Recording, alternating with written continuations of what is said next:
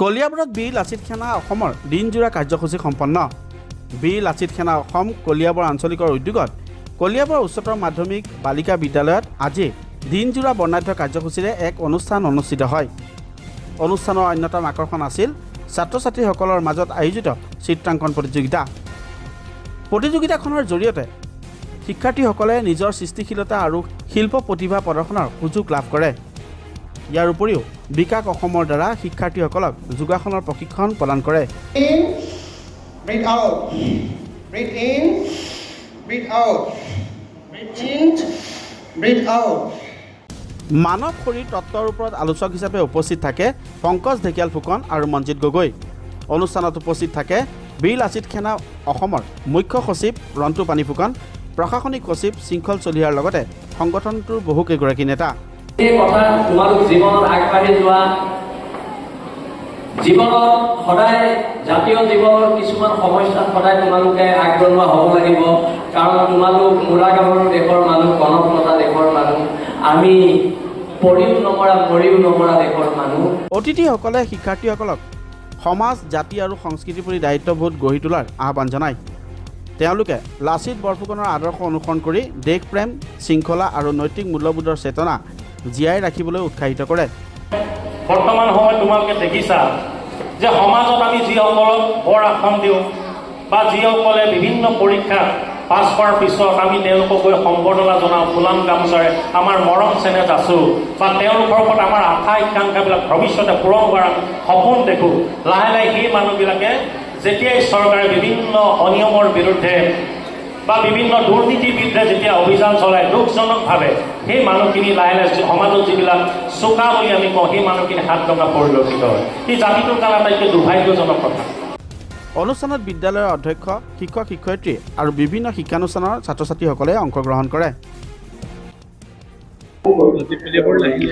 আজি কলিয়াবৰলৈ আহিলোঁ। আজি কলিয়াবৰ আমাৰ বীৰ লাচিত সেনাৰ আঞ্চলিক সমিতিয়ে ইয়াত চিত্ৰাংকন প্ৰতিযোগিতাৰ লগতে দুই এক অনুষ্ঠানৰ আয়োজন কৰিছিলে আৰু ইয়াত উপস্থিত থাকি অত্যন্ত সুখী। আৰু বীৰ লাচিত সেনাৰ পৰিয়ালে আজি কলিয়াবৰবাসীৰ লগত বিভিন্ন ধৰণৰ কথা বতৰা আমি আলোচনা কৰিলোঁ।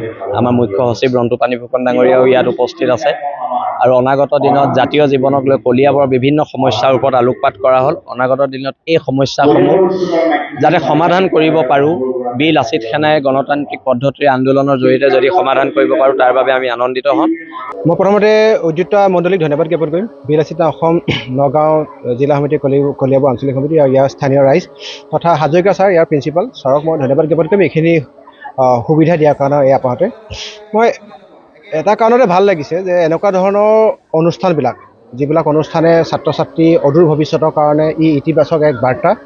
ছাত্ৰ ছাত্ৰীবিলাক তেওঁলোকে আহি থকা দিনবিলাকত নিজৰ লক্ষ্যত উপনীত হোৱাৰ আগতে ড্ৰাগছ, ভাং, মদ, চাদা, চিগাৰেট, গুটখা এনেকুৱা ধৰণৰ কবলত নপৰিবৰ কাৰণে যি যুৱ কৰ্মশালা কৰিলে তাত মই সমল ব্যক্তি হিচাপে আছিলোঁ। মই কলিয়াবৰ আঞ্চলিক সমিতিত তথা নগাঁও জিলা সমিতিক ধন্যবাদ জ্ঞাপন কৰিছোঁ। ডিপটি লুইত আমাৰ গোটেইকেইজন মোৰ লগতে আছে।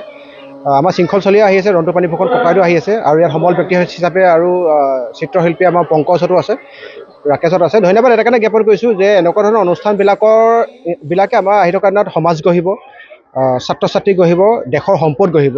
তেওঁলোকে এনেকুৱা ধৰণৰ কৰ্মশালাত যোগদান কৰাৰ কাৰণে শিকিছে যে সময়ক কেনেকৈ সদব্যৱহাৰ কৰিব লাগে, কি ধৰণে পঢ়িব লাগে, চাদা চিগাৰেট, মদ, ভাং এনেকুৱা ধৰণৰ মাদক দ্ৰব্যৰ পৰা কেনেকৈ আঁতৰি থাকিব লাগে। এই কথাখিনি আহি থকা দিনত আমাৰ প্ৰত্যেকজন ছাত্ৰ ছাত্ৰী, অসমীয়া সন্তানসকলক আহি থকা দিনত দেশৰ সম্পদ হিচাপে গঢ়িব। মই এনেকুৱা ধৰণৰ অনুষ্ঠানবিলাক আৰু ৰিপিটেডলি হোৱাটো বিচাৰোঁ। আৰু আপোনালোকক ধন্যবাদ জ্ঞাপন কৰিছোঁ। আপোনালোকে আমাৰ এই অনুষ্ঠানত থাকি সৌষ্ঠৱ বৃদ্ধি কৰি এই বাৰ্তাটো, ইতিবাচক বাৰ্তাবিলাক ৰাইজৰ মাজলৈ আগবঢ়াই নিয়াৰ কাৰণে আপোনালোকে কুশলে থাকক। ইয়াত থকা প্ৰত্যেকগৰাকী ছাত্ৰ ছাত্ৰীৰ উজ্জ্বল ভৱিষ্যত কামনা কৰিছোঁ। বীৰ লাচিত অসমে ইতিমধ্যে অসম আৰু অসমীয়াৰ কাৰণে স্বদেশ আৰু স্বজাতিৰ কাৰণে কাম কৰিছে, কিন্তু এই বৰ্ষৰ পৰা খুব বেছিকৈ শিক্ষামূলক এনেকুৱা ধৰণৰ বিষয়ৰ লগত জড়িত হৈছে। কেইদিনমান আগত আমি ইতিমধ্যে এনেকুৱা অনুষ্ঠানত আছিলোঁ। গতিকে আশা কৰিম আহি থকা দিনত অসমে সুফল পাব এনেকুৱা ধৰণৰ যিকোনো এক্টিভিটিছৰ যোগেদি। ধন্যবাদ।